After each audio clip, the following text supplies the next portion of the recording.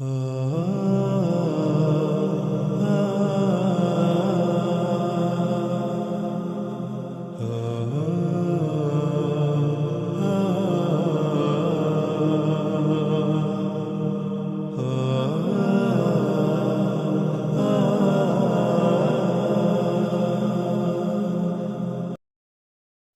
بالله من الشیطان الرجیم.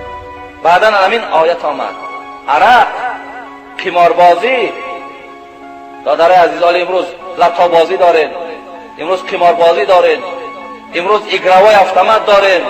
این پولهاتون هر یک تنگش در پیش خدا در جواب میگین.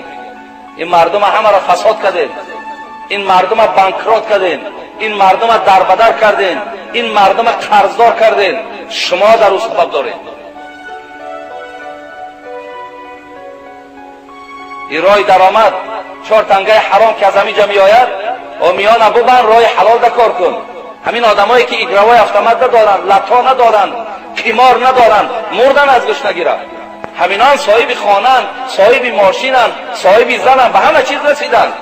افسوس که تو عقیده ریسک از جانب خدا هست، تو هم عقیده را نداری.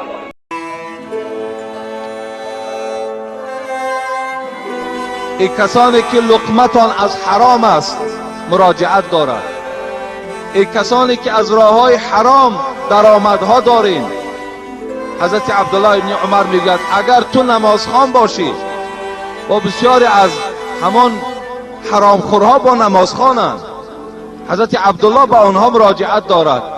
ای انسانی که هم حرام میخوری و هم نماز میخوانی، اگر تو همچنان نماز خوانی که میان تو خم شود، دیگر میان راست نشود.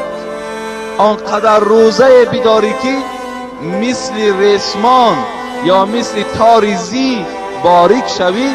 ما تقبل ذلك منکم الا بورع حاجز. حضرت عبدالله گفتند این نماز و روزه تو را الله بر بالای سر خودت میزند، اینها در نزد خدا قبول نمیشوند تا اگر تو از راه حلال دسترخوان تا پر از نعمت نگردانی.